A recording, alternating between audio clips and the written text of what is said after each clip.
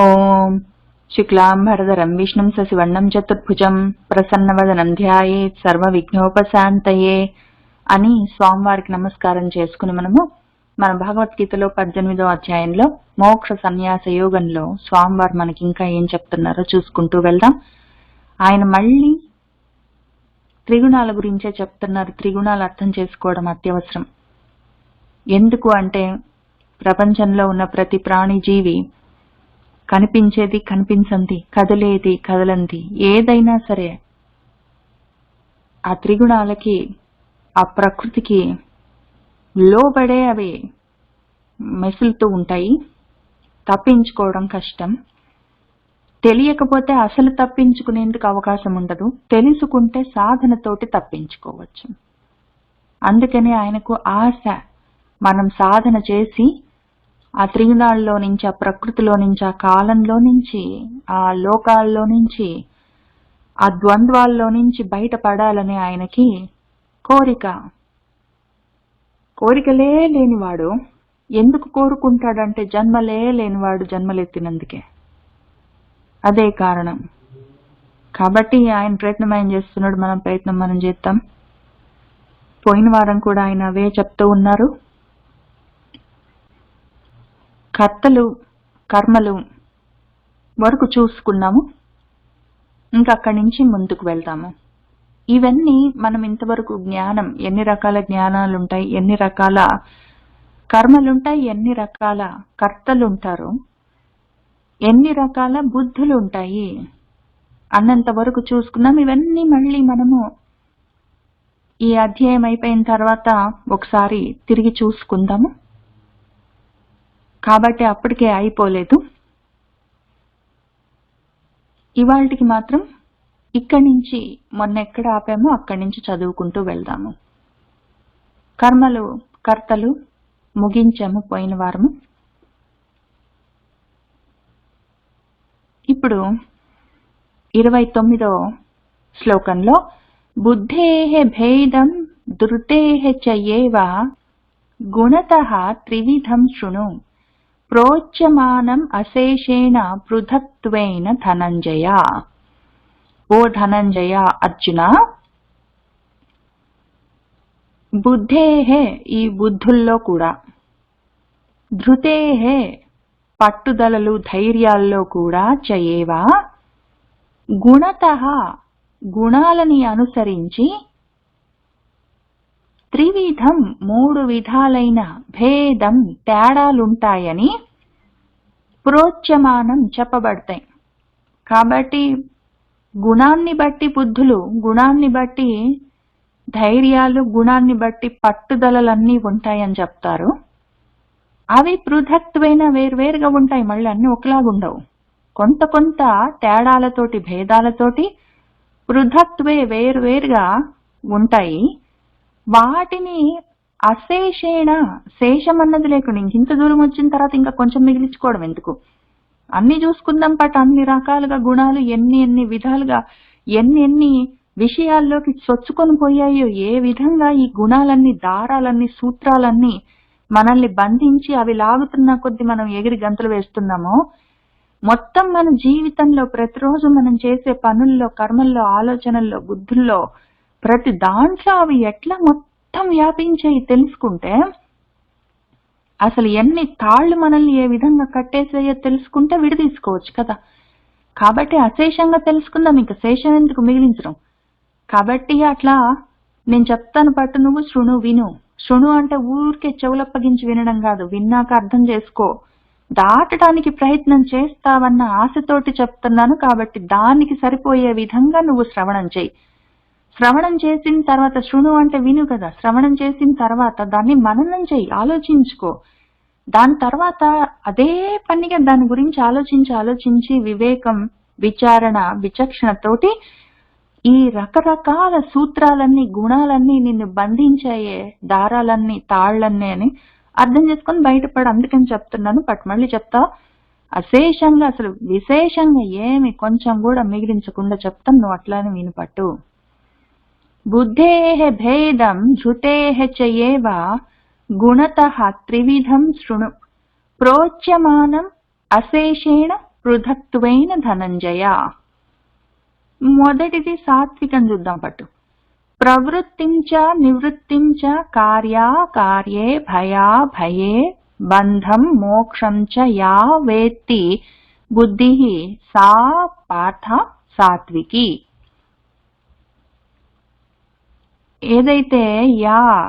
ఏదైతే ఉందో బుద్ధి మనది, అది ఒకవేళ ప్రవృత్తి అంటే ఏంటి, నివృత్తి అంటే ఏంటి, కార్యమేంటి, అకార్యమేంటి, భయమేంటి, అభయమేంటి, బంధమేంటి, మోక్షమేంటి అని వేత్తి తెలుసుకుంటుందో సా బుద్ధి, ఆ బుద్ధే పార్థ సాత్వికి బుద్ధి.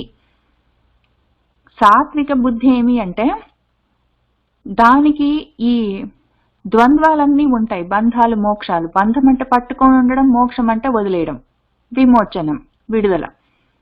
భయం అంటే భయపడుతూ ఉండడం, దేనికో దానికి బిక్కుబిక్కు అనుకుంటూ భయపడుతూ ఉండడం. అభయం అంటే నిర్భయంగా ఉండడం, భయమే లేకుండా ఉండడం అభయం. కార్యం అంటే ఏది చెయ్యాలి, ఏది చెయ్యతగింది, ఏది చెయ్యవలసినది. అకార్యం అంటే ఏది తగనిది, ఏది చేయకూడనిది. ప్రవృత్తి అంటే ఏ కార్యము ప్రవృత్తి మార్గంలోది, ఏ పని ఏ విధంగా చేస్తుంది నివృత్తి మార్గంలోది అని ఈ తేడాలు గమనించగలిగిన బుద్ధి ఉంటుంది కదా.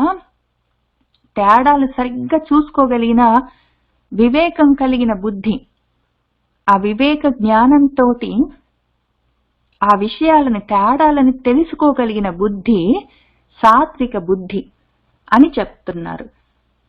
అందులో ఇంకొక రకం చూద్దాం మనము. ప్రవృత్తి అంటే ఏ పని చెయ్యాలి, నివృత్తి అంటే ఏది మానుకోవాలి, ఏది పట్టుకోవాలి, పట్టుదలతోటి చేస్తానని కూర్చోవాలి, ఏది వదిలిపెట్టాలి అని తెలియాలి. పట్టు విడుపు తెలియాలని చెప్తారు కదా మన పెద్దవాళ్ళు, మనకు పట్టు విడుపు తెలియాలంటారు. ఆ పట్టు విడుపు తెలియకపోతే, ప్రవృత్తి నివృత్తి తెలియకపోతే ఇంకా అది వివేకం అనిపించుకోదు. ఏదో ఒకటి చెయ్యడం, ఏదో ఒకటి మానుకోవడం, ఎందుకు మానుకుంటున్నామో తెలియదు, ఎందుకు మొదలు పెడుతున్నామో తెలీదు. ఆ రకంగా చేయకుండా ఏది చెయ్యాలి, ఎందుకు చెయ్యాలని తెలుసుకొని, ఎంత వరకు చెయ్యాలని తెలుసుకొని ఎప్పుడు వదిలిపెట్టాలి. పైగా పట్టు విడుపు అంటే పట్టుకోవాలి ఒక పని, అది ఎంత దూరం చేయాలి అంత దూరం చేయాలి, ఎప్పుడు ఆగిపోవాలో తెలియాలి. మొదలు పెట్టామంటే ఆగడమే తెలీదు, అసలు మొదలే పెట్టము, పెట్టినా కూడా ఎందుకో తెలీదు. ఇన్ని రకాలుగా ఉండకూడదు. రెండోది కార్యము అకార్యము, చెయ్యవలసిన పని ఏంటి, చెయ్యకూడని పని ఏంటని ఇందాక చెప్పుకున్నాము. ఇప్పుడు ఇంకో రకంగా చెప్పుకుందాము. కార్యాన్ని అకార్యంగా ఎట్లా చేసుకోవాలి, చేస్తున్న కర్మనే అకర్మగా ఎట్లా మార్చుకోవాలి అని తెలియాలి. అది వివేక జ్ఞానం. అదే పని చేస్తూ ప్రవృత్తి మార్గంలో ఉన్నట్టే ఉంటాము. జనకుడిలాగా ఆయన రాజ్యపాలన చేస్తూనే ఉన్నాడు, సీతమ్మ తల్లికి పెళ్లి చేస్తూనే ఉన్నాడు, అవసరమైతే యుద్ధాలు చేస్తూనే ఉన్నాడు. కానీ నివృత్తి మార్గంలో ఉన్నాడు ఆయన. ఎందుకు అంటే ఆయన కార్యాన్ని అకార్యం చేసుకున్నాడు, కర్మని అకర్మగా మార్చుకోగలిగాడు. ఎట్లా మార్చుకుంటామంటే మొత్తం భగవద్గీత అంతా ఆయన అదే చెప్పారు భగవంతుల వారు. ఎట్లా చేస్తామంటే మనము ప్రతిఫలాపేక్ష లేకుండా, కర్మతోటి సాంగత్యం లేకుండా, ఇది నా కర్తవ్యం అనుకొని సంతోషంగా చేసుకుంటూ వెళ్ళిపోతే ఆ కర్మ అకర్మ అవుతుంది. ఇంకా అది నిన్ను పట్టుకో బంధించదు. అది ఇంకా నలిప్యతే నిబధ్యతే అని చెప్పారు. ఆ రకంగా కర్మని అకర్మగా, కార్యాన్ని అకార్యంగా వాడు చేసుకోగలిగితే ప్రవృత్తి మార్గంలో ఉన్నట్టు కనిపించినా వాడు చేస్తున్న కర్మలేవి వాడిని బంధించవు. కాబట్టి వాడు నివృత్తి మార్గంలోనే ఉంటాడు. అది తెలియాలి. తేడా ఎట్లా ప్రవృత్తిని నివృత్తిగా మార్చుకోవాలని తెలియాలి. లేకపోతే అందరూ పని అనుకొని కూర్చుంటాము, అందరము మొత్తము మూకుమ్మడిగా మాస్ హిస్టీరియా లాగా మాస్ సన్యాసం తీసుకోలేరు కదా మొత్తం అందరూ ఒకటేసారి. అందరికీ పనులుంటాయి, ఇళ్లలో ఉండాలి, ఎవరు చేయవలసిన కర్మలు వాళ్ళు చేయాలి, మానుకోవడానికి వీల్లేదు. ఆ చేస్తున్న కర్మలతోటి సాంగత్యం పెట్టుకొని ఫలాల్ని ఆశించి వాటికి బందీలు కాకూడదు. అదెట్లా చెయ్యాలి అని తెలుసుకొని చెయ్యడమే సాత్విక బుద్ధికి ఉన్న లక్షణము. తర్వాత భయం అంటే ఏంటి, అభయం అంటే ఏంటి? భయం ఎందుకు కలుగుతుంది? అసలు నాకెందుకు భయం అనిపిస్తుంది? ఎగ్జామ్కి వెళ్ళాలంటే భయము, టెస్ట్ రాయాలంటే భయము, ఇంటర్వ్యూలు అంటే భయము, బయటికి వెళ్ళాలంటే భయము, ఎవరైనా ఏమన్నా అనుకుంటారని భయము, నాకు తెలివి తక్కువ ఉందని వాళ్ళకి తెలుస్తుందని భయము. ఇట్లాంటివన్నీ భయాలన్నీ ఉంటాయి ఏంటేంటో. ఆ భయాలన్నిటిని అభయాలుగా ఎట్లా మార్చుకోవాలి? భయాలంటే ఏంటి, అభయాలంటే ఏంటి, నిర్భయాలంటే ఏంటని ఇంతకుముందు చూసుకున్నాం, ఇంతకుముందు చెప్పుకున్నాము. ఇప్పుడు ఈ భయాన్ని అభయంగా ఎట్లా మార్చుకుంటాము? చాలా ఈజీ. ఆయన భగవద్గీత అంతా అదే చెప్పారు. ఏదైనా భయపడుతున్నా మనం ఒక ఎగ్జామ్ పరీక్ష రాయాలి, ఏదైనా టెస్ట్ తీసుకోవాలి, ఇంటర్వ్యూకి వెళ్ళాలి, ఏదైనా చెయ్యాలి, దానికి ఎట్లా జరుగుతుందో ఏమవుతుందో అన్న భయం ఉన్నది. ఆ భయాన్ని అభయంగా ఎట్లా మార్చుకుంటామంటే చాలా ఈజీ.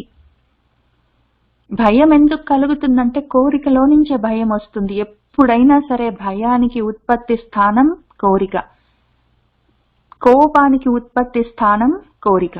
కోపానికైనా భయానికైనా మూల కారణం కోరిక.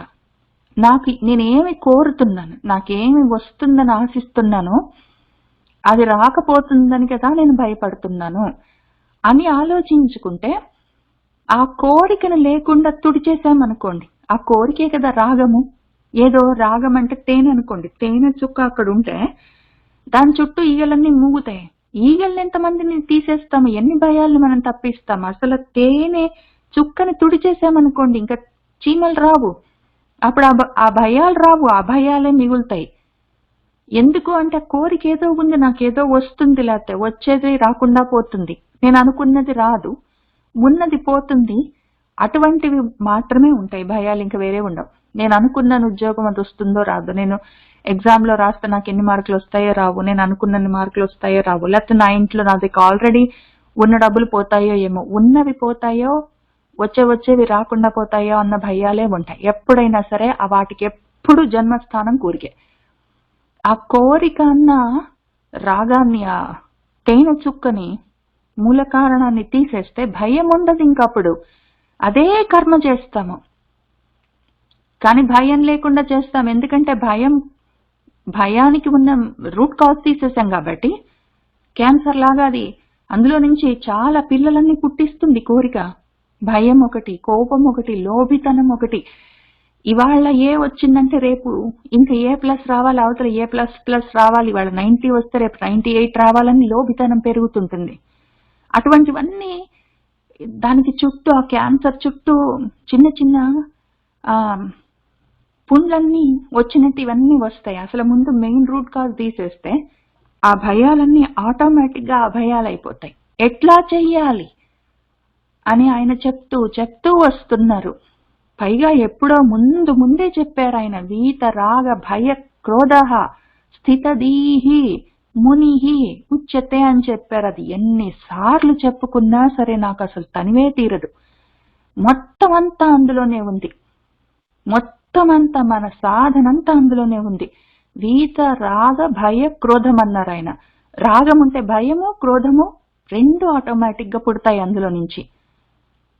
అవన్నీ అసలు ముందు రాగం తీసేసామంటే భయం, క్రోధం ఎట్లన్నా పోతాయి ఆటోమేటిక్. ఎందుకంటే ఆ తేనె చుక్కను తీసేస్తే ఇంకా చీమలు రావు, దోమలు రావు.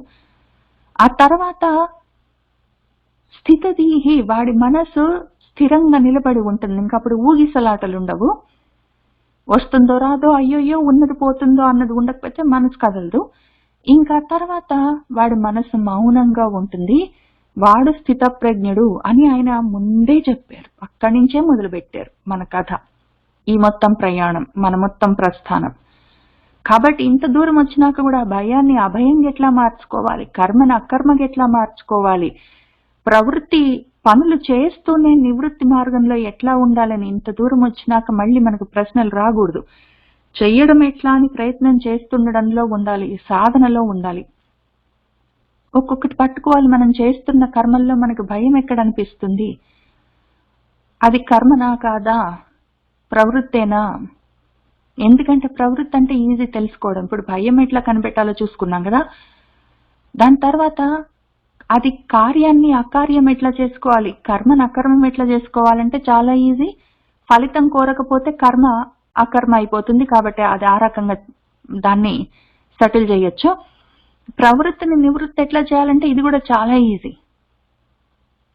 మనసు రజోగుణంతో ఉంది, కోరుకుంటుంది, ఏదో చెయ్యాలని ఉంటుంది, వాళ్ళు చేసిన దానికన్నా రేపు ఎక్కువ చెయ్యాలి, పక్కన వాడికన్నా గొప్పగా చెయ్యాలి, అంతా నేనే చెయ్యాలి, ఎవరైనా మెచ్చుకుంటే బాగుంటుంది, ఇట్లాంటివన్నీ ఉన్నాయి అంటే ఓహో మనం ప్రవృత్తిలో ఉన్నాము, రజోగుణంతో ఉన్నామని చూసుకోవడం, అవన్నీ డంపింగ్ చేయడం. ఏదో ఇప్పుడు మనకు సముద్రంలో వెళ్తూ ఉన్నప్పుడు పడవ ఒక్కొక్కసారి సుడిగుండంలోకి వెళ్ళిపోయేటప్పుడు ఇంకా బరువులున్న కొద్దీ ఒకవేళ పడవలో బరువు ఉంటే ఇంకా అది గబగబా చాలా వేగంగా సుడిగుండంలోకి వెళ్ళిపోతుంది. అప్పుడేం చేస్తారంటే అక్కర్లేనివన్నీ ఏవి ఉన్నా సరే కొంచెం బరువుగా ఉన్నవన్నీ, బరువు అనిపించేవి ప్రతిదీ అందులో నుంచి కిందికి తోసేస్తారు. దాన్ని జట్టిసన్ అంటారు. జట్టిసన్ చేస్తారు, సామాన్లన్నింటినీ ఆ పడవలోంచి బయటపడేస్తారు. పడవ తేలికైందంటే అంత వేగంగా సుడిగుండంలోకి వెళ్ళదు. ఒకవేళ అవకాశం ఉంటే ఆ సుడిగుండం సెటిల్ అయిపోయింది అనుకోండి, వాళ్ళు బతికి బయటపడొచ్చు. ఈ ప్రవృత్తి ఆ రకంగా మొత్తం బరువులు పెడుతుంది మనసు మీద. వాడి మీద వాడే రకరకాల ప్రెషర్స్ అన్ని పెట్టుకుంటాడు. బరువు అంటే ప్రెషర్ కదా, ఆ ప్రెషర్స్ అన్ని ఉంటాయి. ఆ ప్రెషర్స్ తీసేసామనుకోండి, ఒక్కొక్కటి తీసి పడేస్తే అప్పుడు అది నివృత్తి అయిపోతుంది. మనము ప్రవృత్తి కావాలని కోరుకుంటున్నాం, ఎక్కువ కావాలని కోరుకుంటున్నాం, ఇంకా కావాలని కోరుకుంటున్నాం, పక్కన వాడి కన్నా ఎక్కువ ఉండాలి, నాకు ఇంతకు ముందు కన్నా ఇప్పుడు ఎక్కువ ఉండాలి, ఇంకా ఏదో కావాలి, అంతా నేనే చేయాలి, ఇట్లాంటి మాటలు నోటి నుంచి వచ్చాయి లేదా మనసులో అనిపించాయి అంటే ఓహో మనం రజోగుణంలో ఉన్నాము, జట్టి సన్ టైం అనుకోవాలి, వదిలిపెట్టాలి. ఇప్పుడు ఇవన్నీ చేసుకుంటూ పోతే ఆ బంధాలన్నీ మనసులో ఉన్న ఈ ప్రవృత్తులంటే అది కావాలి ఇది కావాలన్నవి, ఫలాలు కావాలన్నది కార్యం, ఏదైనా కర్మ చేస్తుంటే ఆ కోరికల వల్లే కోపాలు భయాలు, అవి ఐడెంటిఫై చేసి జటిసం చేసామనుకోండి, తోసేసామనుకోండి అవతలకి పడవలో నుంచి, అప్పుడు ఆ భయాలన్నీ ఆ భయాలు అవుతాయి, కార్యాలన్నీ ఆ కార్యాలు అవుతాయి, ప్రవృత్తులన్నీ నివృత్తులు అవుతాయి. ఇంకా బంధాలు ఎక్కడ మిగిలాయి? బంధాలు ఆటోమేటిక్ గా మోక్షాలు అవుతాయి. ఈ విషయము ఎవరికి వాళ్ళు తర్కించుకొని తరచి చూసుకోవాలి. వాళ్ళు చేసే ప్రతి పనిలో ప్రతిరోజు ఇవన్నీ చేస్తుంటారు, చూసుకోకుండా చేస్తారు. అలవాటు అయిపోయింది, ఒక్క రోజు 2 రోజులు కాదు, కొన్ని జన్మలుగా మనతో ఉన్న వాసనలు అవి బాగా బలంగా ఊన్సుకుని ఉన్నాయి, వెంటనే తెలియవు. అట్లాంటప్పుడు ఒక్కొక్కటి చూసుకోవాలి. భయపడిందా మనసు, కోరికలతో ఉన్నదా మనసు, కోపాలతో ఉన్నదా మనసు, ఈ మూడే. కోపాలు కలిగాయా, కోరికలు కలిగాయా, భయాలు కలిగాయా, చూసుకోవడం, వదిలిపెట్టడం బంధం, బయటపడ్డం మోక్షం. ఇది తెలుసుకునే బుద్ధి సాత్విక బుద్ధి అని అంటారు పాఠ అని చెప్పారు ఆయన. ప్రవృత్తించ నివృత్తించ కార్యే భయాభయే బంధం మోక్షంచ యావేత్తి బుద్ధి సా పార్థ సాత్వికి అని చెప్పారు. ఇప్పుడు రాజసికమైన విషయాలు, ఆ బుద్ధి ఏ విధంగా పనిచేస్తుంది? యయా ధర్మం అధర్మం చ కార్యం చ అకార్యం ఏవ చ అయథావత్ ప్రజానాతి బుద్ధి సా పార్థ రాజసి. యయా దేని వల్లైతే ధర్మం అధర్మం కార్యం అకార్యం అని వాడికి తేడాలున్నాయని తెలుస్తుంది. ఏదో ధర్మం, అయ్యో ఇది ధర్మం, అయ్యో ఇది అధర్మం అని వాడికి తెలుస్తుంటుంది. ఇది చేయవలసిన పని కార్యం కర్తవ్యం, ఇది చేయరాని పని, ఇది మంచిది కాదు వద్దు అకార్యం అని తెలుస్తుంటుంది. కానీ ఆ తెలవడం వాడికి అయథావత్ తెలుస్తుంది. యథావత్ ఉన్నది ఉన్నట్టు తెలియదు, కొంచెం అటు ఇటుగా తెలుస్తుంటుంది. వాడికి కొంచెం తేడాగా తెలుస్తుంటుంది. ఇది నా ధర్మం, ఇది నా ధర్మం కాదు, ఇది అధర్మం, ఇది కార్యం, ఇది అకార్యం అని ఉన్నాయని తెలుస్తుంది, కానీ ఉన్నవి సరిగ్గా అర్థం కాదు. అటువంటి బుద్ధి రాజసికమైన బుద్ధి. ఎందుకు అంటే క్లారిటీ ఉండదు. సాత్వికమైన బుద్ధికి క్లారిటీ ఉంటుంది, ఎందుకంటే వివేకం ఉంటుంది. దీనికి అయథావత్ తెలుస్తుంది, యథావత్ తెలియదు. అందుకని అయథావత్ తెలవడం అంటే అవివేకం, వివేచన, విడదీసి కరెక్ట్ గా విడదీసి చూసుకోవడం తెలియదు. అటు ఇటుగా చూసుకుంటుంటుంది. కాబట్టి కరెక్ట్ గా ఎక్కడ కొయ్యాలి దాన్నని తెలియదు. కొంచెం అటు ఇటు అయ్యేసరికి ఎక్కువ తక్కువలు అవుతుంటాయి.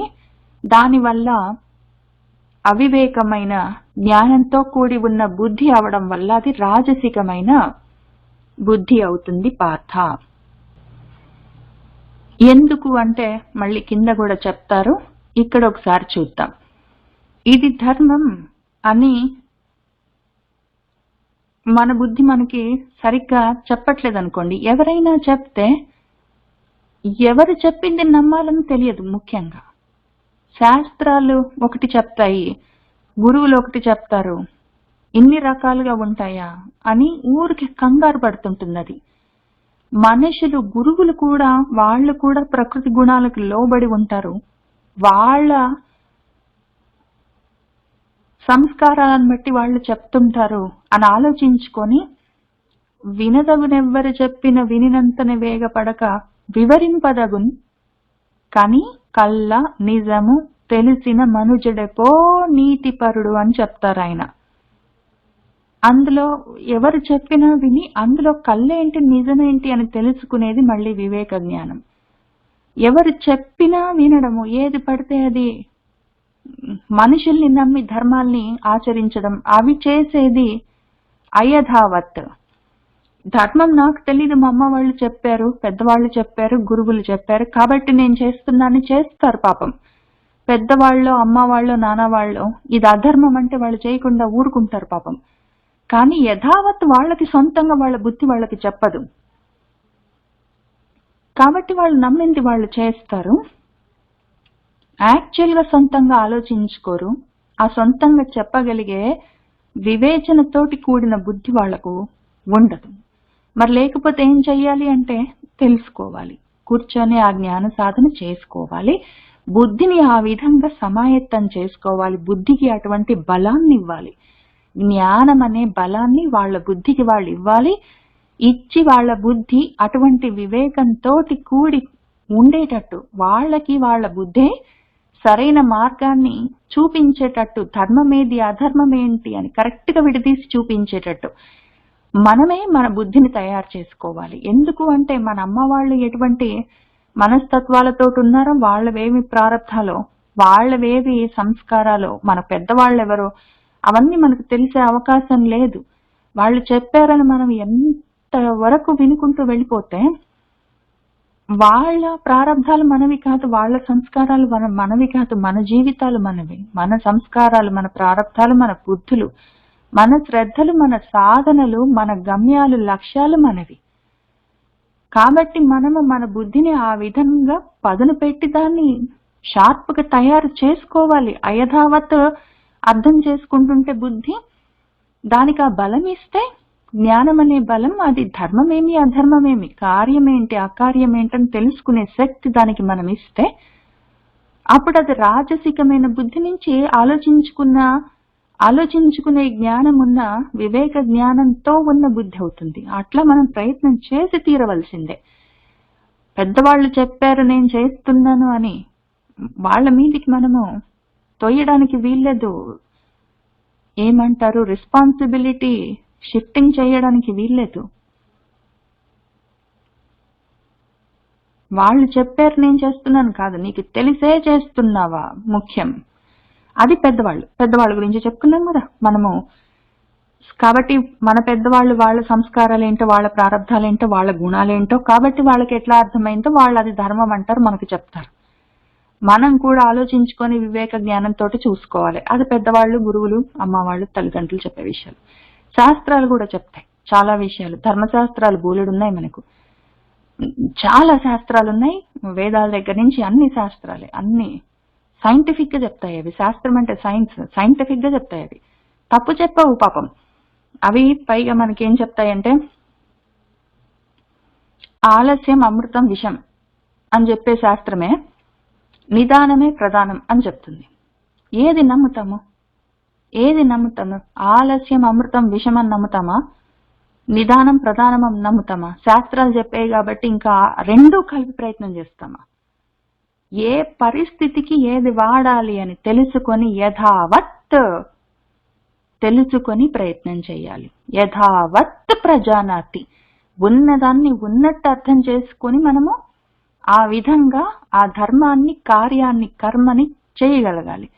ఆ విధంగా చేసేందుకు మన బుద్ధి మనకు సహకరించాలి. లేకపోతే ఆ బుద్ధికి అటువంటి శక్తిని మనం జ్ఞానం అనే సాధనం ద్వారా అందించాలి. లేకపోతే కష్టమైతుంది మనకు అని చెప్తున్నారు. యయా ధర్మం అధర్మం చ కార్యం చ అకార్యం ఏవ చ అయథావత్ ప్రజానాతి బుద్ధి సా పార్థ రాజసి. ఇప్పుడు తామసికమైన బుద్ధి ఏంటో చూద్దాం. అధర్మం ధర్మం ఇతి యా మన్యతే తామసావృత సర్వార్థాన్ విపరీతాంశ్చ బుద్ధి సా పార్థ తామసి. ఇంకా యా బుద్ధి, ఏ బుద్ధి అయితే తమసావృత, తమస్సుతోటి, చీకట్లతోటి, అజ్ఞానంతో ఆవృతమై ఉందనుకోండి, నిండి ఉన్నదనుకోండి, అటువంటి బుద్ధి ఏం చేస్తుంది? అధర్మం ధర్మం అని ఉంటాయని దానికి కూడా తెలుసు. ప్రతివాడికి అంతో ఇంతో చదువుకుంటాడు, ప్రతివాడు మనిషి అయి ఉన్నాడు, మనసు ఉంటుంది, వాడికి తెలుస్తుంటుంది. కానీ ఆ అధర్మము ధర్మము సర్వార్థాన్, అన్ని విషయాల్లో విపరీతాన్, విపరీతం అంటే వ్యతిరేకంగా వాడికి తెలుస్తుంటుంది. ఆ విధంగా అధర్మాన్ని వాడు ధర్మం ఇది అని మన్యతే అనుకుంటాడు. అధర్మం చూస్తాడు, వాడు ఇదే ధర్మం అనుకుంటాడు. ఆ విధంగా వాడు దాన్ని పాటిస్తుంటాడు. ఉన్నదానికి విపరీతంగా, వ్యతిరేకంగా. ధర్మమని ధర్మశాస్త్రాలు ఒకటి చెప్తే వీడికి అదే వింటే అది అధర్మంగా వినిపిస్తుంటుంది. ఇది అధర్మం రా, చెయ్యొద్దు అంటే వాడి చెవులకి అదే ధర్మం, అది చెయ్యాలి అని వినిపిస్తుంటుంది.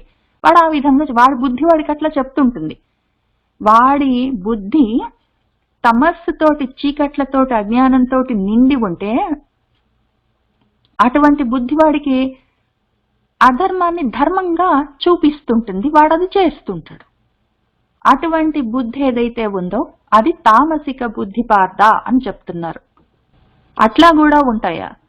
ఒకవేళ శాస్త్రాలు ఇది ధర్మం అని చెప్తే అది వాళ్ళకి అది అధర్మం లాగా, అధర్మం అని చెప్తే అది ధర్మం లాగా వినిపిస్తుందా అని అనిపిస్తుంది. నేను 2 ఎగ్జాంపుల్స్ చెప్తాను నా జీవితంలోనే. ఈ తామసిక బుద్ధి ఉన్న వాళ్లకు అధర్మం వద్దు, చేయకూడదు అన్నది వాళ్లకు ధర్మం చెయ్యాలి అని అంత ఖచ్చితంగా ఎట్లా వినిపిస్తుంది అని ఆశ్చర్యం అనిపిస్తుంది మనకు. అది చూడండి ఒకటి ఎగ్జాంపుల్. నాకు తెలిసిన వాళ్ళలోనే ఒక ఆయన అనవసరంగా రామాయణం గురించి నాతోటి చర్చలన్నీ చేస్తూ ఒకసారి, అదేంటి, రాముడు చేతగాని వాడు, మంచోడు కాదు, వాళ్ళ నాన్నకే ఆయనంటే పడక ఇంట్లోంచి ఎలగొట్టాడని విన్నాము అని రామాయణంలోనే రాసింది. మంచోడు కాడు, ఎదురు తిరుగుతాడు, ఎక్కువ తక్కువ మాట్లాడతాడు, చాలా స్వార్థము, అందుకే వాళ్ళ నాన్నకే విసుకొచ్చి ఊళ్ళో నుంచి ఎలగొట్టేశాడు, మంచోడు కాదు ఆయన అని రామాయణంలో రాసిపెట్టింది అని నాకెవరో చెప్పారు అని నాకు చెప్పాడు. ఆయన చదవలేదు రామాయణాన్ని, ఎక్కడా అని అడిగాను, ఆయనకు తెలియలేదు. అయితే నేను తర్వాత ఆలోచించుకున్నాను, ఇంకా ఆయనకి అసలు చదవరు, రామాయణం చదవరు, వినరు, సరిగ్గా తెలీదు, ఏదో ఒకటి ఆర్గ్యూ చేసే వాళ్ళతోటి మనం చెప్పినా ఉపయోగం లేదు, ఎందుకంటే వాళ్ళ బుద్ధి ఈ లెవెల్లో ఉంటుంది కాబట్టి కూరుకున్నాను. కానీ నిజమే ఉంది, రామాయణంలో రాముడు మంచోడు కాదు, చేతగాని వాడు, వాళ్ళ నాన్న ఊళ్ళో నుంచి ఎలగొట్టాడు అని రాసింది. కానీ అక్కడికి అయిపోలేదు, దాని ముందు వెనకాల చూడొద్దా. రావణాసురుడు చెప్పాడు ఆ విషయం, ఎవరు చెప్పారు, ఎవరితో మాట్లాడుతున్న సందర్భంలో, ఏ టైంలో దాన్ని చెప్పుకున్నారు. వాల్మీకి మహర్షి రామాయణంలో దాన్ని రాశాడంటే ఎక్కడ రాశాడు, దాని కాంటెక్స్ట్, అవుట్ ఆఫ్ కాంటెక్స్ట్ చూడకూడదు కదా, కాంటెక్స్ట్ ఏంటని చూడాలి.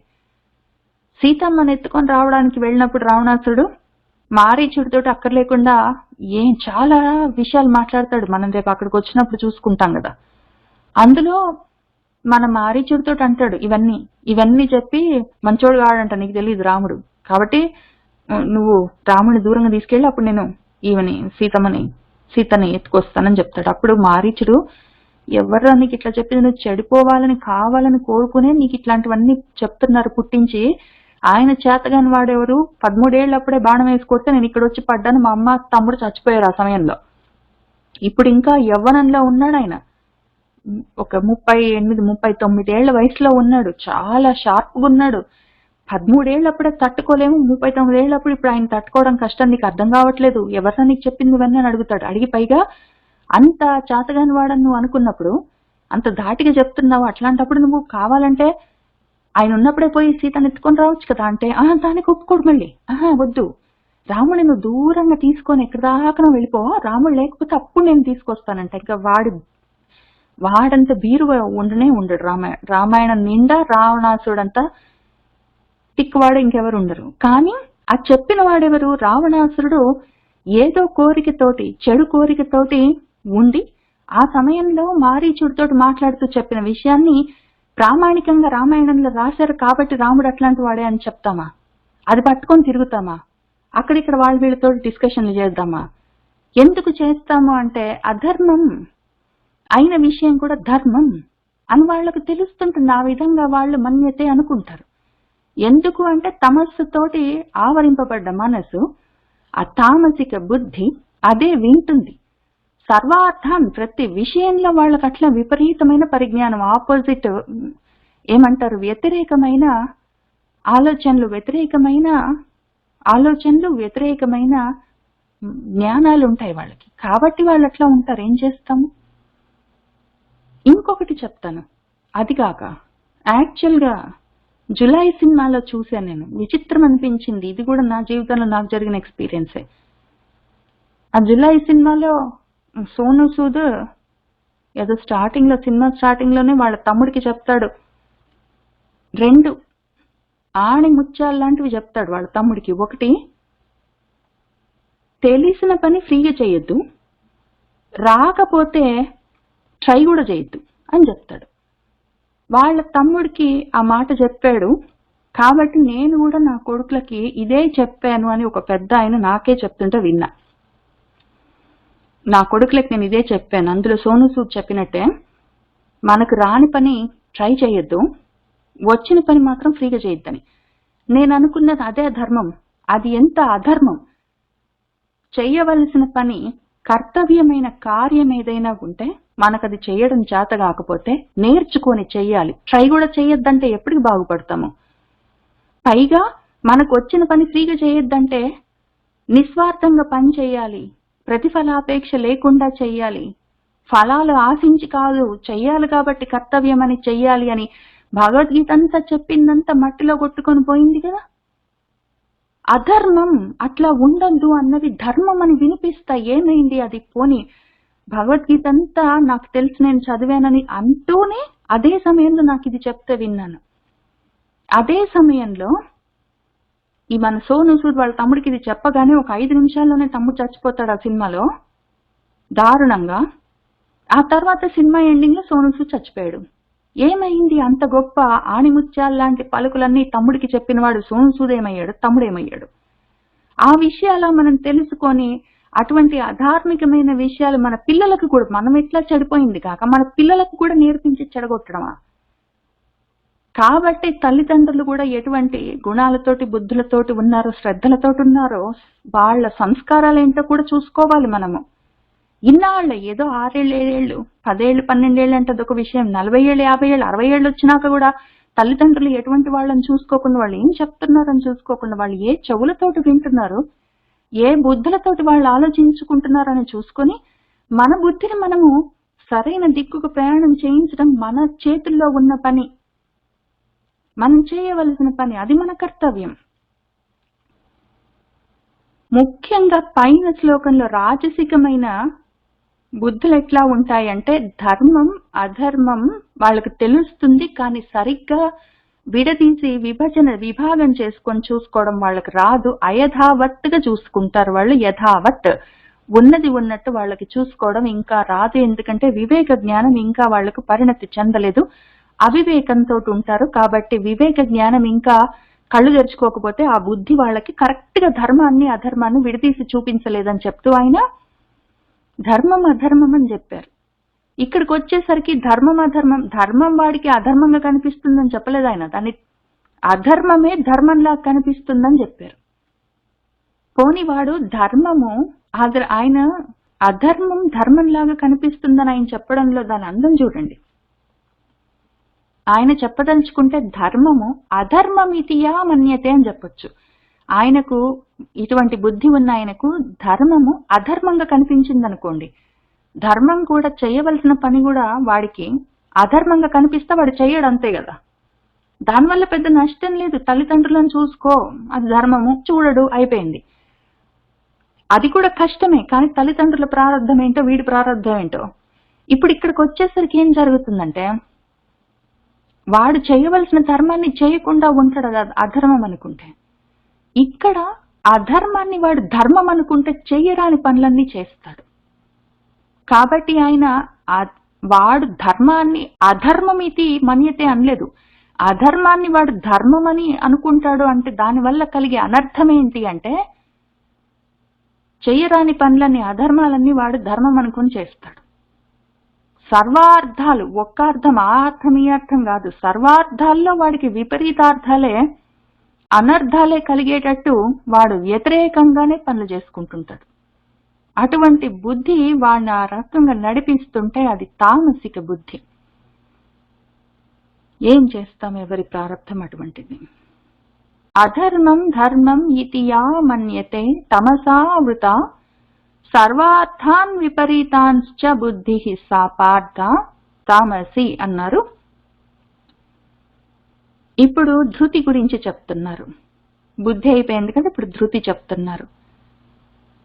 ధృతి అంటే ధైర్యం అని ఒక అర్థం ఉంది, పట్టుదల అని ఒక అర్థం ఉంది. మనము ధైర్యం పక్కన పెట్టి, ధైర్యం అన్నా అదే అర్థం, ధీరత్వం అన్నా అదే అర్థం, ధృతి అన్నా అదే అర్థం. ఇవన్నీ ధృ అన్న రూట్ నుంచే, అదే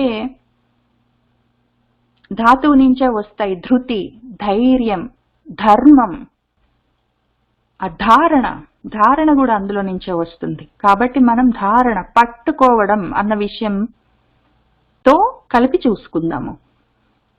ధృత్యా యయా ధారయతే మనః ప్రాణేంద్రియ క్రియాః యోగేన అవ్యభిచారిణ్యా ధృతిః సా పార్థ సాత్వికి. యయా దేని వల్ల అయితే వాడు ధృతితోటి, ధారణతోటి, అవ్యభిచారిణ్య వ్యభిచారం అంటే అటు ఇటు వెళ్ళడం, మనసు ఒక దాని మీద ఫోకస్ లేకుండా అటు ఇటు వెళ్ళడం, వ్యభిచరించడం. ఒక్కటే దాని మీద ఉండడం, ఆ ఒక్క విషయం గురించిన ఆచరణలో ఉండడం, ఆచరణ వ్యభిచరణ. అటు ఇటు తిరగకుండా, అటు ఇటు వెళ్లకుండా అవ్యభిచారంలో ఉన్న యోగేన యోగంతో, యోగం అంటే ధ్యాన యోగం, ఇక్కడ ధృతి అంటే ధారణ, ఇక్కడ యోగం అంటే ధ్యానం. కాబట్టి ధారణా యోగం, ధ్యాన యోగంతో ఒకవేళ ఎవరైనా మనస్సును, ప్రాణాలను, ఇంద్రియాలను, అవి చేసే క్రియలను, కర్మలను వాళ్ళు ఒకవేళ ధారయతే పట్టుకుంటే, సా ధృతి, అటువంటి ధృతి, అటువంటి పట్టుదల ఓ పార్థ, సాత్వికి ధృతి, అది సాత్వికి ధృతి. ధారణా యోగంతో, ధ్యాన యోగంతో మనసును, ప్రాణాలను, ఇంద్రియాలను, వాడు చేసే కర్మలను, క్రియలను అన్నిటినీ ఒకవేళ నియమిస్తే, ధరిస్తే, పట్టుకోనుంటే, అవి వాటికి ఇష్టం వచ్చినట్టు, మనసేమో ప్రాణాన్ని మీద ఆధారపడి, ప్రాణాలన్నీ మనసంతా నడిపిస్తుంటే నడుస్తూ, ఇంద్రియాలన్నీ మనసంతే నడిపిస్తుంటే నడుస్తూ, ఒకదాని వెంట ఒకటి పడి, ఒకదాని మీద ఒకటి పడి, అన్నీ కలిసి బయటికి పరిగెత్తి, ఇంద్రియాల అర్థాలైన ఏవో బయట ప్రాపంచికమైన విషయాల వెంట తిరుగుతూ ఉంటే వాటన్నిటిని వెనక్కు పట్టుకొనొచ్చి అక్కడే పట్టి ఉంచడం, వాటిని పట్టుకొని వెనక్కి పట్టుకొనొచ్చి వాటిని వాటి స్థానాల్లో పట్టి ఉంచడం, ఆ పట్టే సాత్విక పట్టు, అదే సాత్వికమైన ధృతి, పట్టుదల. పట్టంటే అట్లా ఉండాలి.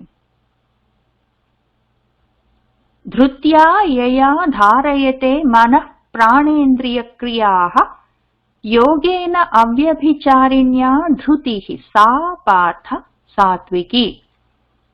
ఇప్పుడు రాజసిక పట్టుదలలు ఎట్లా ఉంటాయో చూద్దాం, వాటి ధృతులు ఎట్లా ఉంటాయో. యయా తు ధర్మ కామ అర్థాన్ ధృత్యా ధారయతే అర్జున ప్రసంగేన ఫలాకాంక్షి ధృతిః సా పార్థ రాజసి. యయా దేని వల్ల అయితే వాడుంటాడు, వాడు ప్రసంగుడు. ప్రసంగుడు అంటే సాంగత్యం, అవి కూడా ప్రకృష్టం, గొప్పగా సాంగత్యాలు, ప్రతి దానితో సంఘాలు, ఆసక్తులన్నీ ఉంటాయి. శక్తి సంఘం, అది కూడా మామూలుగా కాదు, ప్రతి దానితో వాడికి ఆ ప్రసంగం ఉంటుంది, ప్రసక్తి ఉంటుంది. ప్రసక్తి అన్నా, ప్రసంగం అన్నా, సాంగత్యం అన్నా, ప్రతి దానితోటి వాడికి కనెక్షన్ ఉంటుంది.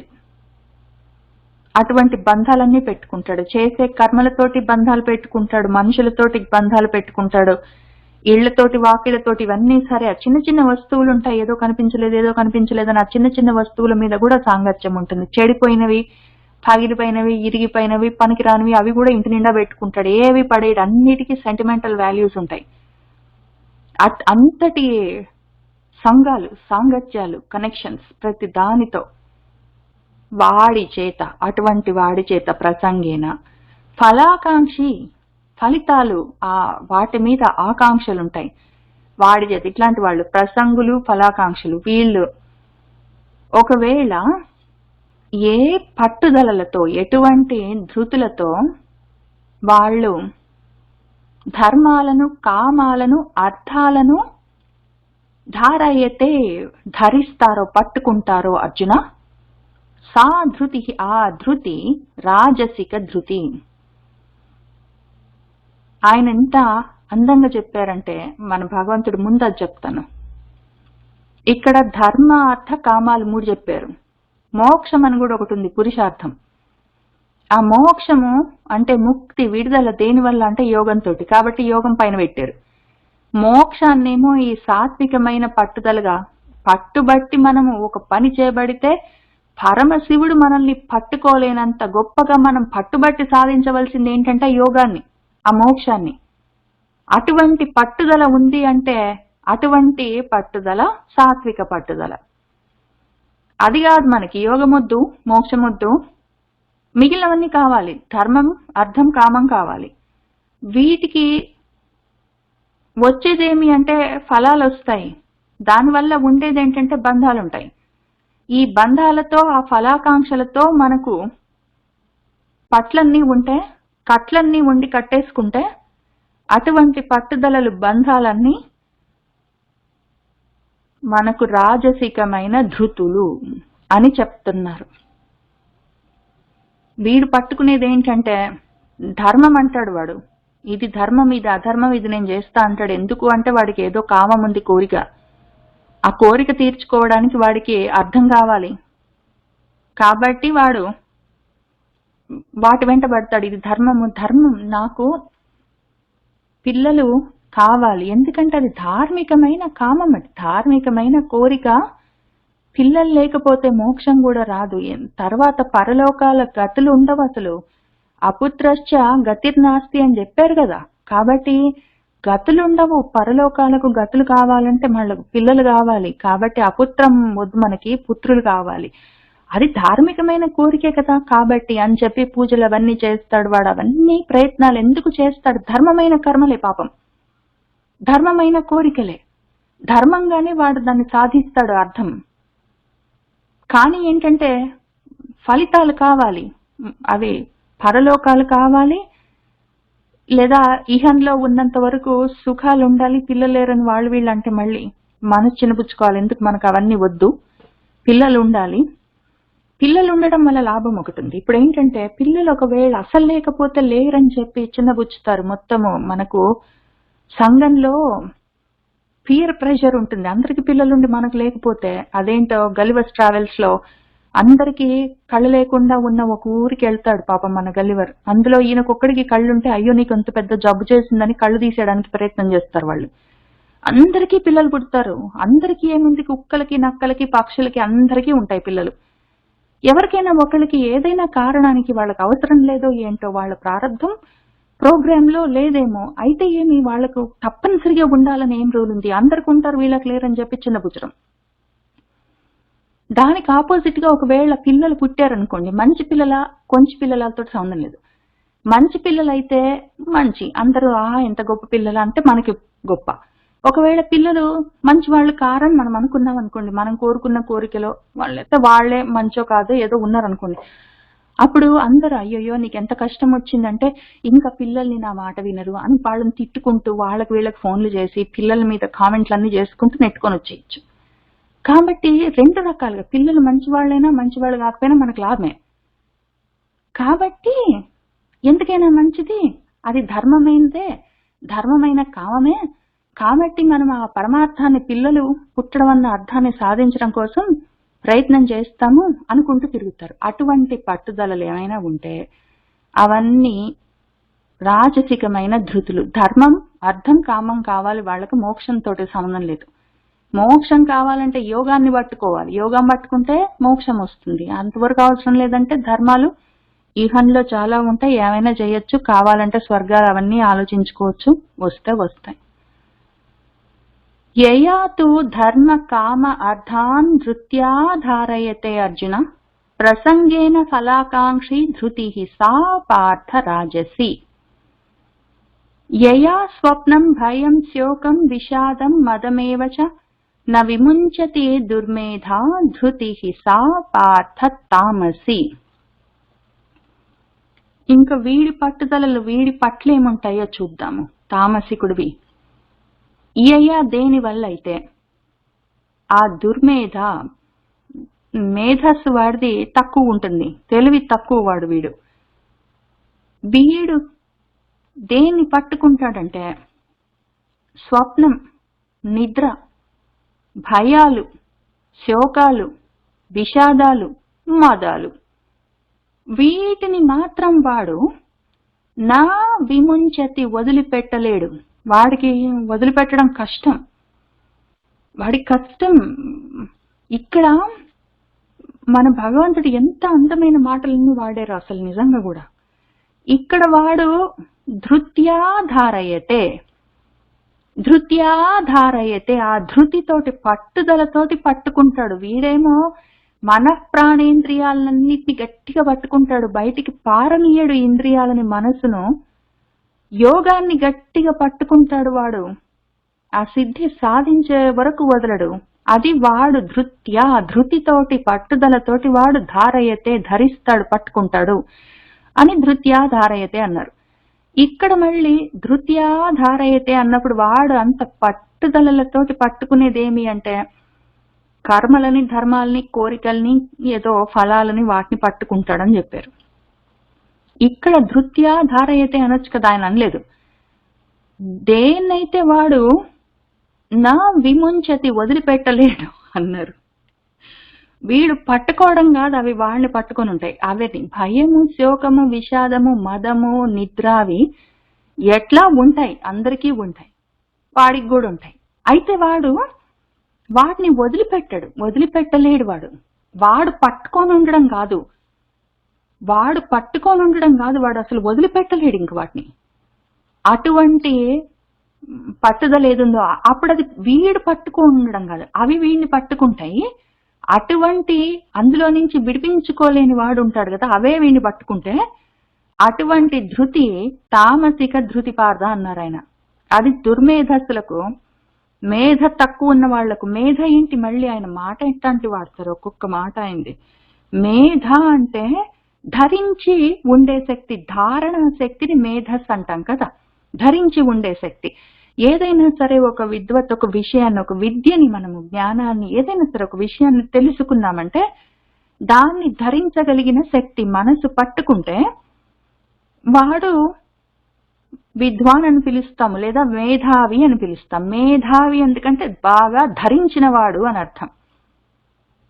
కాబట్టి మేధావి. వీడికి అటువంటి ధారణ లేదు. విషయం తెలుసుకోవడం, తెలుసుకున్న విషయాన్ని పట్టుకోవడం అన్న ధారణ వాడికి లేదు.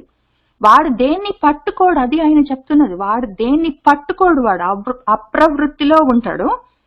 వాడికి పని చెయ్యాలని ఉండదు, పని పట్టుకోడు వాడు. వాణ్ణి ఏం పట్టుకొని ఉంటాయి అంటే భయము, శోకము, నిద్ర, విషాదం, మదం వాణ్ణి పట్టుకొని ఉంటాయి. వాడు ఆ జ్ఞానాన్ని కూడా పట్టుకోలేడు. పట్టుకోగలిగితే వాడికి మేధస్సు ఉంటుంది కదా. మేధ లేదు వాడికి, ధారణా శక్తి లేదు, పట్టుకోలేడు. వాడు జ్ఞానాన్ని కూడా పట్టుకోడు, వాడిని మిగిలినవన్నీ పట్టుకుంటాయి. అటువంటి స్థితిలో వాడుంటాడు పార్థ. వాడి ధృతిని తామసిక ధృతి అనుకో అని చెప్పారు ఆయన. అంత ముద్దుగా చెప్పారు, అంత అందంగా చెప్పారు ఆయన ఆ విషయాన్ని. మనకు మేధా సూక్తం కూడా అదే. మేధ అన్నప్పుడు అదెందుకు మనం తలుచుకోకుండా వదిలిపెడతాము. మేధా సూక్తం, మేధా అది చదివి చూడండి ఒకసారి. ఆ మేధా సూక్తంలో అదే విషయం ఉంటుంది, ధారణాశక్తి గురించే. ఆ ధారణాశక్తి అనే ఆ శక్తిని అమ్మవారి స్వరూపంలో మనము కోరుకుంటున్నాము. అమ్మ నాకు లోపలికి రావాలి, నువ్వు అక్కడే ఉండాలి, ధరించి ఉండాలి, నేను ఆ విషయాన్ని, జ్ఞానాన్ని పట్టుకోవాలి. ఆ ధారణా శక్తి నువ్వే, కాబట్టి నా శక్తివి నువ్వు, ఆ శక్తివి నువ్వు నాలో ఉండు అని అమ్మవారిని శక్తి స్వరూపంగా మనము అడుగుతూ ఉన్న సూక్తం అది, మేధా సూక్తం. ఆ మేధ లేదు, ధరించేది, మనం ధరించేదేమీ లేదు. మనల్ని వదిలిపెట్టకుండా ఉండేవి మనకు వదిలిపెట్టాలన్న ఉద్దేశం కూడా లేనిది ఏంటంటే నిద్ర, భయం, శోకం, విషాదం, మదం ఉంటే అటువంటి ధృతి తామసిక ధృతి పాఠ. యయా స్వప్నం భయం శోకం విషాదం మదం ఏవచ న విముంచతి దుర్మేధ ధృతి సా పార్థ తామసి అన్నారు. ఇప్పుడు సుఖం గురించి చెప్తున్నారు. సుఖంతో ఇదానీం త్రివిధం శృణు మే భరతర్షభ అభ్యాసాత్ రమతే యత్ర దుఃఖాంతం చ నిగచ్చతి.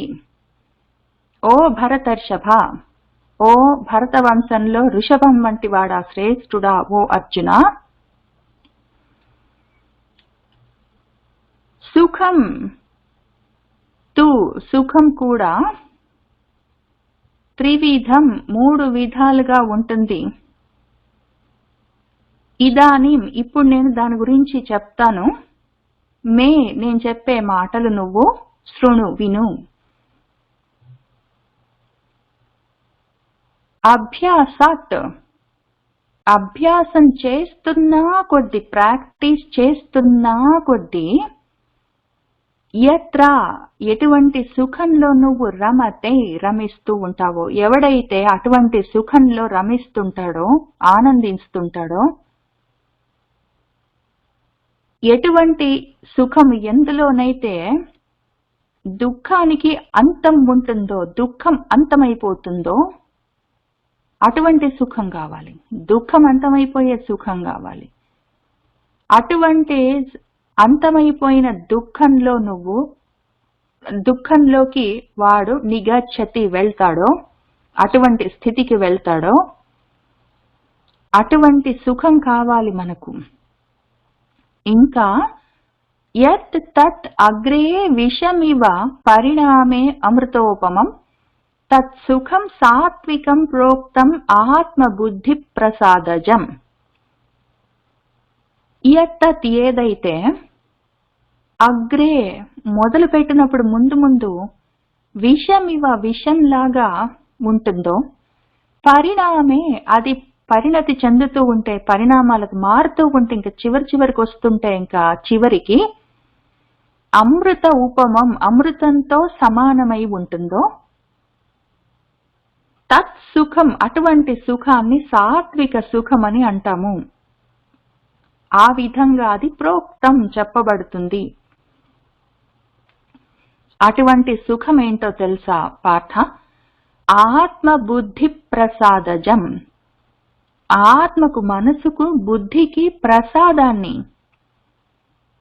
ప్రశాంతతను, ప్రసన్నతను పుట్టించేది. అటువంటి సుఖం కావాలి. అటువంటి సుఖం సాత్విక సుఖం అన్నారు ఆయన. ఇదానీ ఇంకిప్పుడు నేను సుఖం కూడా త్రివిధం, 3 విధాలుగా ఉంటుంది, చెప్తాను, నువ్వు శృణు అని చెప్పి, మళ్ళీ శృణు అంటే విను అనగానే వినడం అంటే చెవులతోటి వినడం అక్కడికి అయిపోవడం కాదు. శ్రవణం చేసిన తర్వాత మననం చెయ్యాలి, ఆలోచించుకోవాలి, మళ్ళీ దాన్ని అభ్యాసం చెయ్యాలి. అభ్యాసం చేయకపోతే ఊరికి వినేం లాభం? నా ముందున్న ఈ గోడ వింటుంది, నా ముందున్న ఈ లైట్ వింటుంది, పుస్తకం వింటుంది, కంప్యూటర్ ఉంటుంది, నా టేబుల్ వింటుంది, ఏం లాభం? అటువంటి శృణులు కావు. అవి వినట్లేదంటే వింటాయి, వాటికి అటువంటి చైతన్యం లేదు. అది జడం ఎక్కువ ఉంది, దానికి చైతన్యం తక్కువ ఉంది. ఎందుకు అటువంటివన్నీ వినడాలు? మనం వినడం అటువంటిది కాదు. ఆ విషయం మీద ఉన్నాం కాబట్టి చదవడం గురించి కూడా చెప్తాను. చదవడం అంటే చదువుతూ ఉండాలి, నోట్స్ రాసుకోవాలి, మళ్ళీ వినాలి, అవసరమైనప్పుడు మళ్ళీ దాన్ని నోట్స్ ని కరెక్షన్స్ చేసుకోవాలి, మళ్ళీ దాని గురించి ఆలోచించుకోవాలి. దానికో పుస్తకం, పెన్సిల్, రబ్బర్ అన్ని ఉండాలి. ఏమీ లేకుండా చదవడం అంటే తప్పులన్నీ చదువుకుంటూ అర్థం తెలియకపోయినా చదవడం. అవన్నీ నేను విష్ణు సహస్రాన్ని రోజు చదువుతానండి, లలితా సహస్రనామాన్ని రోజు చదువుతానండి కాదు. ఏమి లాభం చదివేవు నువ్వు? దానికి అర్థం తెలుసా? ఒక్కదానికైనా, ఒక్క నామానికైనా? భగవద్గీత అంతా చదివానంటావు, అర్థం తెలుసా శ్లోకాలకు అదేం చెప్తుందో? సుందరకాండ చదివానంటావు, 2800 శ్లోకాలు, 3000 శ్లోకాలు దాదాపుగా. ఏమి నీకు అర్థం తెలిసింది? రాసుకో నోట్స్, అందులో ఏం చెప్తున్నారో విను. దాన్ని అందులో ఎంత మన జీవితంలో మనం దాన్ని వాడుకోగలమో ఆ సమయంలో. ఇంకా కొంచెం ముందుకు వెళ్ళినాక ఇంకా కొంచెం దాంట్లో నుంచి మళ్ళీ బయటకు తీసి వాడుకుంటాము. ఆ రకంగా చదువుకునేది, ఎప్పటికప్పుడు చదువుకున్న విషయము జ్ఞానంగా మారాలి, మనలో ఉండాలి, అవసరమైనప్పుడు బయటికి రావాలి. లేకపోతే ఎందుకు చదవడము? ఏదైనా సినిమా చూసామంటే చూసాము అని చెప్తారు. ఏమి చూసారు, అందులో మీకు ఏం నచ్చిందంటే ఏమో గుర్తులేదు, చాలా రోజులైంది, మర్చిపోయానని చెప్తారు. చిన్నప్పుడు చదువుకున్నామంటారు, గ్రామర్ గుర్తులేదు, చిన్నప్పుడు విన్నాము, వ్యాకరణం టీచర్లో ఏదో చెప్పారు బళ్ళో, చిన్నప్పుడు గుర్తులేదు, అప్పుడు చదువుకున్నాం కానీ మర్చిపోయాం. అప్పుడు చదువుకున్నాం మర్చిపోయామంటే ఇంకా అది ధారణలో లేని, మేధలో లేని, గుర్తు లేకుండా ఉన్న జ్ఞానము ఉన్నదని ఎట్లా చెప్తాను దాన్ని? అటువంటివన్నీ చదువులు కావు, అటువంటివన్నీ శృణులు, వినడాలు, శ్రవణాలు కాదు. వినడం అంటే అర్థం చేసుకోవడం, ఆలోచించుకుంటూ ఉండడం, అందులో ఉన్న మంచిని వాడుకోవడానికి వీలుగా తయారు చేసుకోవడం కదా. కాబట్టి సినిమా చూసావా అంటే, చిన్నప్పుడు చదివావా అంటే, సినిమా చూశాను కానీ అందులో ఏముందో గుర్తులేదు, మర్చిపోయాను. చిన్నప్పుడు చదివాను కానీ గుర్తులేదు, మర్చిపోయాను. లలితా సహస్రనామం చదువుతాను, అర్థం తెలీదు కానీ చదువుతాను, ఏం చదివానో తెలీదు. ఆ రకంగా శృణు అంటే విన్నాను, రోజు వింటాను ప్రవచనాలు. ఏం విన్నారు, ఏం అర్థం చేసుకుంటున్నారు, ఎంత వాడుకుంటున్నారు ఏమో తెలీదు, విన్నాను. వింటే చాలటండి మోక్షం వస్తుందంట అని మళ్ళీ బెదిరించడం పైగా. ఆ రకంగా శృణు అంటే ఈయనేం ఊరుకోరు. ఈయన చర్ణకోలు పట్టుకొని ఉంటారు, స్తోత్ర వేత్రాలు పట్టుకొని ఉంటారు, ఈ చితక బాగుతారు అట్లాంటి శృణులన్నీ చేస్తే. ఆయన చెప్పేది విని అర్థం చేసుకొని జీవిత పర్యంతంలోకి తెచ్చుకొని అనుష్ఠానం చేసుకుంటే ఆయన ఊరుకుంటాడు. చెప్పేవన్నీ ఈ చెవితోటి నా చెవితోటి మర్చిపోయామని, అప్పుడు నువ్వు చెప్పాను మర్చిపోయానంటే ఆయనకు చాలా కోపం వస్తుంది. అట్లాంటి శృణులు మనం ఎందుకు చేస్తాము? మనం సీరియస్ అధ్యయనం చేస్తాం ఏదైనా. ఆ రకంగా చేస్తున్నప్పుడు అటువంటి అభ్యాసంతో ఎక్కడైతే మనసు రమిస్తూ ఉంటుందో, ఎక్కడైతే దుఃఖాలకు అంతమైపోయి, దుఃఖాలకు అంతం కలిగి అవి అసలు దుఃఖాలు లేకుండా అయిపోయాయో, ఎక్కడైతే మొదలు పెట్టినప్పుడు కొంచెము విషమంగానే ఉంటాయి, మరి ఉండకేం చేస్తాయి? అభ్యాసం చెయ్యి, నోట్స్ పెట్టుకో, నోట్స్ రాసుకో, విన్నది అర్థం చేసుకో, ఆలోచించుకో, అవన్నీ చెప్తే ఉత్త విషయం కాదు, ఇంకా దుఃఖం వస్తుంది కళ్ళల్లో నుంచి. ఇంకా నీళ్లే కాదు, రక్తాలు కూడా కారుతాయి. ఇంకా పైగా నిగ్రహించుకో, ఇంద్రియాలన్నీ నిగ్రహించుకో, మనసుని ఆపుకో, ఉగ్గబట్టుకో అంటే ఇంకా విషంలాగా ఉండకేమైతుంది? వైరాగ్యం సాధించు, ఒక్కొక్కటి వదిలిపెట్టడం నేర్చుకో, త్యాగాలన్నీ నేర్చుకో అంటే అది ఎటువంటి విషమ స్థితి అంటే ఎంత కటువుగా, కషాయంలాగా, విషంలాగా ఉంటుందంటే నేను అదే చెప్తాను అక్కడ కూర్చోబెట్టి రోజు అని చెప్పి అసలు సగం మంది రాకుండా వెళ్ళిపోతారు. మరి నేను మార్చి చెప్పలేను, ఉన్న విషయమే చెప్తాను. నేను ప్రయత్నం చేసుకుంటాను నా జీవితంలో, మార్చి చెప్పడానికి అవకాశం లేదు. అది వినడానికి విషంలాగా ఉండి విసుగు పుట్టి ఏడిపోయిన వాళ్ళు ఉన్నారు. కానీ ఉన్నవాళ్ళు ఉంటారు వెళ్ళిపోకుండా. కష్టంగానే ఉంటుంది. వైరాగ్యం కావాలి, త్యాగం కావాలి, దయ కావాలి, అభ్యాసం కావాలి, అధ్యయనం కావాలి, స్వాధ్యాయం అత్యవసరము. రాసుకోవాలి, పుస్తకాలు పెట్టుకొని చదువుకోవాలి. అవన్నీ చెయ్యాలంటే విషమంగానే ఉన్నా, ఇనీషియల్ గా అగ్రే ముందు ముందు కష్టంగానే ఉన్నా, పరిణామ క్రమంలో మెల్లమెల్లగా ఆ రుచి తెలుస్తుంటుంది. అది అమృతంలాగా అనిపిస్తుంటుంది, చాలా సంతోషం అనిపిస్తుంటుంది, ఇంకా అది సుఖంగా ఉంటుంది మనసుకు. ఆ రకంగా నిలకడగా ఉండే సుఖము సాత్విక సుఖము. అది మనసుకు బుద్ధికి కూడా ప్రశాంతతనిస్తుంది, శాంతిగా ఉండేటట్టు చేస్తుంది. అటువంటి సుఖం కావాలి మనకు. అది సాత్విక సుఖం అని చెప్తున్నారు. ఇందులో మళ్ళీ 2 అందాలు చూద్దాం మనము. ఆయన వర్డ్ చాయిసెస్ ఒక్కొక్కసారి అట్లా మనసును పట్టుకుంటాయి. మాటలు అట్లా పాలిష్ చేసి ఆయన అందులో మణులను వదిలిపెట్టినట్టు వదిలిపెట్టారు భగవద్గీతలో. అందులో దాన్ని మనం ఇంగ్లీష్ లో కూడా వర్డ్ స్మితింగ్ అంటాం కదా. మాటల్ని రుద్ది రుద్ది పాలిష్ చేసి వాడుతూ ఉండడం. ఈమెయిల్స్ రాసిన, డాక్యుమెంట్స్ రాసిన అట్లా ఇక్కడ మన భగవంతుడు ఒక్కొక్క మాటను అట్లా వాడారు. ఈ పనులు కొన్ని మనం చేసే స్వాధ్యాయాలు, చదువుకోవడాలు, మనం చేసే వినడాలు, శ్రవణాలు, మననాలు, మనం చేసే అభ్యాసాలు, వైరాగ్యం అనే అభ్యాసం, త్యాగం అనే అభ్యాసం, ఇటువంటివి రకరకాల అభ్యాసాలు. మనం ఎన్నో అభ్యాసాలు చేస్తున్నాం కదా. త్యాగాలు, వదిలిపెట్టడాలన్న అభ్యాసాలు చేస్తున్నాం ప్రాక్టీస్లు. మనము వైరాగ్యాలు, అక్కర్లేని విషయాల మీద విరక్తి పెంచుకోవడం అన్న అభ్యాసాలు చేస్తున్నాము. మనము స్వాధ్యాయాలు, చదువుకోవడం అన్న అభ్యాసాలు చేస్తున్నాము. వీటి వల్ల ముందు విషంలాగా కష్టంగా కటువుగా ఉన్నా ఇప్పుడు అమృతంలాగా ఉన్నాయని చెప్తున్నారు. ఎందుకు అంటే మనం చేసే పనులు, మనం చేసే అభ్యాసాలు, వైరాగ్యాలు, త్యాగాలు, స్వాధ్యాయాలన్నీ అమృతత్వాన్ని ఇచ్చేవి. మృతమైపోయే ఈ శరీరాలలో ఉన్న ఇటువంటి జన్మల్లో నుంచి మనల్ని బయటపడేసేవి అవి అమృతాన్ని ఇచ్చేవి. అటువంటి అమృతం వైపుకి, మృతత్వం లేకుండా ఉండే స్థితికి నడిపించేవి. మృత్యోర్మా అమృతం గమయ అని అవి నడిపిస్తూ ఉన్నవి. ముందు కష్టంగానే ఉంటే ఉన్నాయి కాక ఆత్మ బుద్ధి ప్రసాదజం అన్నారు ఆయన. ఆత్మ అంటే మనసు, బుద్ధి, రెండింటికి ప్రసాదాన్ని జ అంటే కల్పించామని చెప్పుకున్నాం. ఇది ఇంకొక రకంగా చూద్దాం. అసలు ఆయన మాటల చాయిస్ చూద్దాం. ఆత్మ బుద్ధి అంటే జ్ఞానం, ఆత్మ జ్ఞానాన్ని ప్రసాదించేది. అటువంటి సాత్వికమైన సుఖం కావాలి మనకు. పైగా సుఖం అన్నా ప్రసాదం, శాంతి అన్నా ఒకటే. ఆత్మ బుద్ధి ప్రసాదం అన్నా, ఆత్మ జ్ఞానం అనే ప్రశాంతత అన్నా, ప్రశాంతత అంటే శాంతి అంటే సుఖం అన్నా ఒకటే. కాబట్టి మనము సుఖమని కొంత అభ్యాసం చేస్తున్న కొద్ది కొంత మనకి ఏ సాత్వికమైన సుఖం మనలో పెరుగుతూ ఉన్నదో అదే ఆత్మ జ్ఞానంతో కూడిన అక్షయమైన సుఖానికి, ఆ అమృతత్వానికి తీసుకొని వెళ్తుంది మనల్ని. అటువంటి సుఖం కావాలి.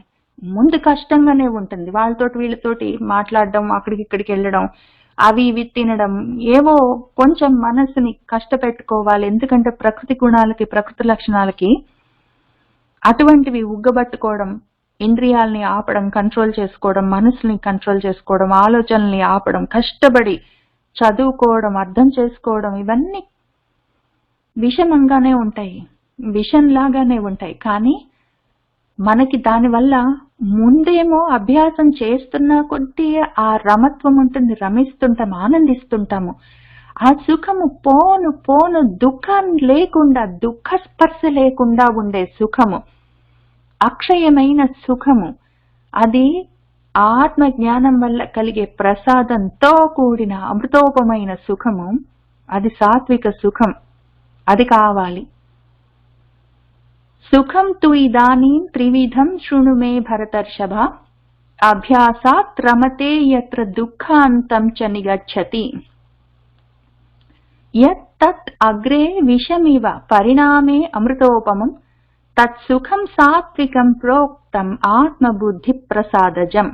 అయితే మరి రాజసికమైన సుఖమేంటో చూద్దాం. విషయేంద్రియ సంయోగాత్ యత్ తత్ అగ్రే అమృతోపమం, పరిణామే విషమివ తత్సుఖం రాజసం స్మృతం. విషయ ఇంద్రియ సంయోగాత్, విషయాలుంటాయి, ఇంద్రియాలుంటాయి. నా ఇంద్రియం కన్ను అనుకోండి, కంటికి విషయం దృశ్యం, ఏదో కంటి ముందున్న దృశ్యం. నా చెవు ఇంద్రియం కదా, దానికి విషయం ఏదో శబ్దం. నా నాలిక ఇంద్రియం, దానికి విషయం ఏదో రుచికరమైన వస్తువు. ఇటువంటివన్నీ ఉంటాయి. నా చర్మం ఇంద్రియం, దానికి ఏదో మెత్తగా ఉండేది, చల్లగా ఉండేది, చక్కగా ఉండేది. అట్లాంటి ఇట్లాంటివన్నీ ఈ విషయాలు, బయట ఉన్న విషయాలు, నాలో ఉన్న ఇంద్రియాలు, ఈ రెండిటి యొక్క సంయోగం, కూడిక, కలయిక. దానివల్ల ఎత్తత్ ఏదైతే ఉందో దానివల్ల అగ్రే, ముందు మొదలు పెట్టినప్పుడు అమృతం ఉపమంగా, అమృతంతో సమానంగా, అమృతం లాగా ఉంటాయి. అబ్బా, కొత్త ఆవకాయ పచ్చడండి, ఇట్లా నోట్లో నీళ్లు ఊరుతున్నాయి, ఇంకా అమృతమే అది, అసలు బ్రహ్మాండం అని చెప్తారు. అమృతం లాగా ఉంటుంది. ఏమైంది, అదే పచ్చడి ఇవాళ పెట్టుకున్నప్పుడు సాయంత్రం తిన్నాము, 2-3 రోజుల్లో ఊరుతుంది. పొద్దున మధ్యాహ్నం సాయంత్రం తిన్నాము, కడుపు నొప్పి పుట్టింది, మోషన్స్ అయినాయి, 4 రోజులకు వెగటు పుట్టింది, తినబుద్ధి కాలేదు. ఇంకేమైంది, ఆ పరిణామ క్రమంలో అది విషమివ, విషం లాగా తయారైంది. ఇంకా దాన్ని చూస్తే తినబుద్ధిగా, వెగటు పుడుతుంది, ఇంకా తినబుద్ధి కాకుండా. ఏదో గారె తిన్నాము, అమృతం లాగా అనిపించింది. ఏమైంది, 3-4 తింటే విషం అయిపోయింది కదా. ఎవరో భర్త అంటే, లేకపోతే భార్య అంటే ముద్దొచ్చింది, ఇంక వాళ్ళతోటి ఉంటే, మాట్లాడుతుంటే, కూడి ఉంటే చాలా అమృతం లాగా ఉంది, చాలా సంతోషంగా ఉంది. 4 రోజులకి ఏమైంది, ముఖం ముత్తింది, విషంలాగా అనిపించింది. ఏదో 1 గంట మాట్లాడడం, 2 గంటలు మాట్లాడడం, కొత్తగా పెళ్ళయిందనుకోండి, కూర్చొని అదే కబుర్లు కొన్ని రోజులు చెప్పుకున్నాము. ఎన్నాళ్ళు చెప్పుకుంటాము, ఇంకా జీడిపాకంలాగా బంకలాగా అంటుకొని ఉంటే ఇంకా కొంచెము వెగటనిపిస్తుంది, కొంచెం వేరుగా ఉంటే బాగుండనిపిస్తుంది, కొంచెం దూరంగా ఉంటే మీ టైం అని చెప్పి వెళ్ళి లోపలికి వెళ్ళి తలుపేసుకొని సపోర్ట్ చేయకుండా కూర్చోవాలనిపిస్తుంది. ఎందుకు అట్లా అనిపిస్తుందంటే, అది లేదు ఇది లేదు, ప్రపంచంలో మన దేహాది బ్రహ్మ పర్యంత అని చెప్పారు ఆయన. దేహం దగ్గర నుంచి బ్రహ్మలోకాల దాకా, లేదా అహంకారాది దేహం తానని చెప్పారు. అహంకారం దగ్గర నుంచి దేహం లాగా ఉన్న మొత్తం అసత్ పదార్థాలు ప్రపంచంలో, ప్రకృతిలో ఉన్న ఏ విషయాలైనా సరే విషయాలే. ఆ విషయాలతోటి ఇంద్రియాలకి, నాలో ఇంద్రియం మనసుతో సహా కూడా అన్ని కలిపి ఇంద్రియాలే. మనసు కూడా 6వ ఇంద్రియం, దాంతో సహా మొదలుపెట్టి అన్ని ఇంద్రియాలు, బయట ఉన్న విషయాలు, ఏ విషయమైనా సరే మొత్తం బ్రహ్మలోకం దాకా ఏదైనా సరే దాంతో కూడి ఉన్నది ముందు బానే ఉంటుంది, తర్వాత ముఖం ఒత్తుతుంది, వెగటనిపిస్తుంది, విషంలాగా ఉంటుంది, ఇంకా అసహ్యం కూడా అనిపిస్తుంది. అటువంటి పరిణామాలు ఒకవేళ ఉంటే, అటువంటి సుఖము ఇనీషియల్ గా బానే ఉంటుంది, తర్వాత బోర్ కొట్టిందంటే అది రాజసికమైన సుఖమని స్మృతం చెప్పబడుతుంది. ఏదైనా సరే ప్రాకృతికమైన, ప్రకృతిలో ఉన్న ఏ విషయంతో మనకు సుఖమన్న ఫీలింగ్ కలిగినా అది ఉండదు, అది మార్పులతో ఉంటుంది, అది విషంగా పరిణామం చెందుతుంది. ఎందుకు అంటే చాలా సింపుల్. విషమం అంటే అసమం, సమస్థితిలో లేకపోవడం విషం. సమస్థితిలో లేదు కాబట్టి అది విషంగా ఉంటుంది, అసమంగా ఉంటుంది. సమస్థితిలో ఎందుకు ఉండదు అంటే, ప్రకృతి ఏదైనా ద్వంద్వాలతోటి ఉంటుంది, ఎక్కువ తక్కువలతోటి ఉంటుంది. ఎక్కువ తక్కువలతోటి ఉండడం వల్ల అది విషమంగా పరిణమిస్తుంది. విషమంగా పరిణమించేది ముందు బాగానే ఉన్నా కూడా అమృతంలాగా, చివరికి విషమంగా పరిణమించేది ఏదైనా సరే రాజసికమైన సుఖమే. విషయేంద్రియ సంయోగాత్ యత్ తత్ అగ్రే అమృతోపమం, పరిణామే విషం ఇవ తత్ సుఖం రాజసం స్మృతం. ఇంకా వీళ్ళది చూద్దాం, తామసికమైంది. యత్ అగ్రే చ అనుబంధే చ సుఖం మోహనం ఆత్మనః నిద్రా ఆలస్య ప్రమాద ఉద్ధం తత్ తామసం ఉదాహృతం. యత్ సుఖం, ఏ సుఖం అయితే అగ్రే ముందు అట్లానే ఉంటుంది, అనుబంధే అది పరిణామ క్రమంలో అట్లానే ఉంటుంది, చివరికి అట్లానే ఉంటుంది. అది ఇంతకీ ఎక్కడి నుంచి వచ్చింది ఆ సుఖం అంటే నిద్ర వల్ల, ఆలస్యం సోమరితనం వల్ల, ప్రమాదం మతిమరుపు వల్ల ఉద్ధం కలిగింది. అదేం చేస్తుంది? అటువంటి నిద్ర, మతిమరుపు, సోమరితనం వీటి వల్ల కలిగే సుఖము ఆత్మనః మోహనం, వాణ్ణి మోహానికి గురి చేస్తుంది. దానివల్ల వాడికి అజ్ఞానము, ఆ తమస్సు చీకట్లు మనసులో ఇంకా నిండుతాయి. అటువంటి సుఖము నాకు బాగానే ఉందని అనుకుంటాడు కదా వాడు, ఎందుకంటే నిద్రపోతుంటాడు వాడు, అలర్ట్ గా ఉండడు, సోమరిగా ఉంటాడు, ఇదే సుఖంగా ఉందనుకుంటాడు, పని చేయక్కర్లేదు. ప్రమాదం మతిమరుపు, కాబట్టి మర్చిపోతాడు, కాబట్టి వాడు ఏం చేయక్కర్లేదు, సుఖంగా ఉందనుకుంటాడు. తిడితే తిట్టారు, ఆ తిట్లు కూడా ఎన్నాళ్ళు వాడికి గుర్తుండదు. తిట్టినా కూడా కోపగించుకోవాలంటే దానికి కష్టపడి పని చేయాలి, కోపానికి కూడా, కోపం కూడా పనే, అది కూడా చేయడు వాడు, సోమరి, ఆలస్యం. లేకపోతే నిద్రలో ఉంటాడు. ఈ రకంగా మత్తుగా, నిద్ర అంటే మత్తు, మత్తుగా ఉంటాడు, మబ్బుగా, డల్గా, సోమరిగా ఉంటాడు, మతిమరుపు పైగా ఈ అందానికి.